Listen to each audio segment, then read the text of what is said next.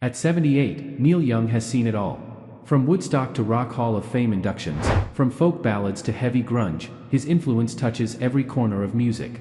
But what he shared recently caught everyone by surprise. For decades, fans asked him, "Neil, who are your favorite bands of all time?" He always dodged the question. "There are too many," he'd say. Or, "It changes every year." But now, after nearly 6 decades of silence, Neil Young finally opened up. And he didn't just list the bands. He told me why they mattered. He told them when they saved his life. And he told us how one of them nearly ended his career. It wasn't just a list.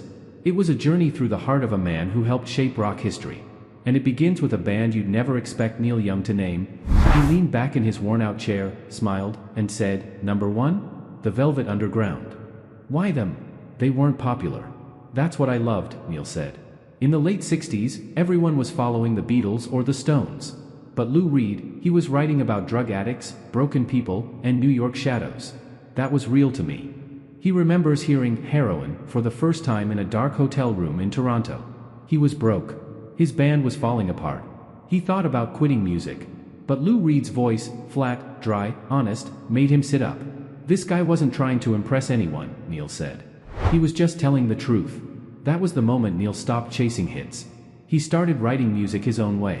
But the second band on his list was the last group anyone expected. Because Neil Young once trashed them in public. So why did he call them one of the greatest ever? The band he once fought, and now respects deeply. Neil Young paused. He knew his next answer would raise eyebrows. "My second favorite band," he said. "Lynyrd Skynyrd." Yes, the same band that mocked him in Sweet Home Alabama. The same band that called him out by name. Southern man don't need him around anyhow. The crowd laughed at the time. And for years, fans thought Neil hated them. But here's the truth, Neil admired them deeply. "Ronnie Van Zant was a poet," Neil said. "He disagreed with my songs, and he let me know. But man, that band could play. They were tight. They were raw. And Ronnie? He had more heart than most rock singers I ever met." He even revealed something most fans didn't know. Ronnie Van Zant wanted to wear a Neil Young shirt on stage, as a joke, yes, but also as a sign of respect. "We were brothers from different worlds," Neil said. "We just spoke different languages." That's when Neil smiled and said something that gave chills to every fan listening. "If Ronnie hadn't died, we might have made a record together." That sentence hung in the air. A lost album, never made. 2 legends, nearly united. And yet, the third band Neil named wasn't famous for guitars or Southern pride. In fact, they were led by a quiet genius who barely spoke in interviews. Neil said they helped him survive the hardest time in his life. The sound that carried him through loss. When Neil lost someone close to him, a roadie who'd been like family, he went quiet for weeks. No recording.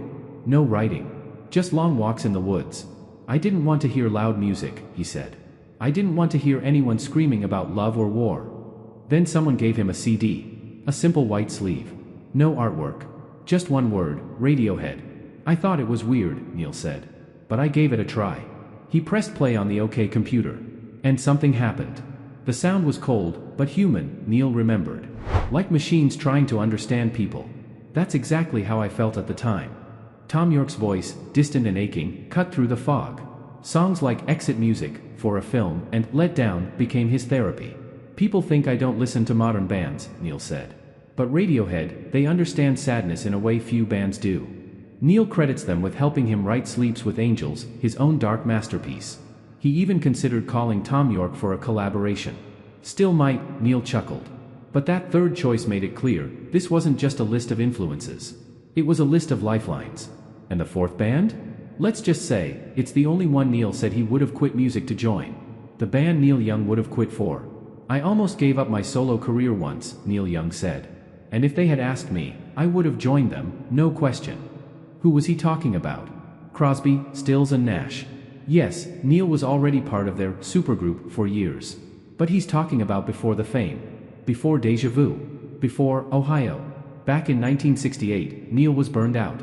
Buffalo Springfield had just crashed. He was tired of egos. Tired of managers.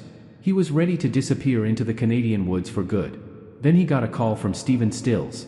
"We're working on something, with David Crosby and Graham Nash. Come jam." Neil drove down to LA and walked into a room with 3 of the best harmonizers on earth. They played one song, Helplessly Hoping, and Neil felt something he hadn't felt in years, peace. "It wasn't about being loud," he said. It was about making something beautiful, together. He knew they were volatile. He knew egos would clash. But for that moment, under that roof, it felt like magic. I thought, maybe I don't need to lead anything, Neil said. Maybe I just need to be part of something that works. But of course, that dream didn't last. Within a few years, CSNY was breaking apart, patching up, and breaking again. Still, to this day, Neil says some of his purest musical memories are with them. They taught me harmony, he said. And how to lose it. And now, we've reached number 5. A band that changed music forever, and, believe it or not, left Neil speechless the first time he saw them live.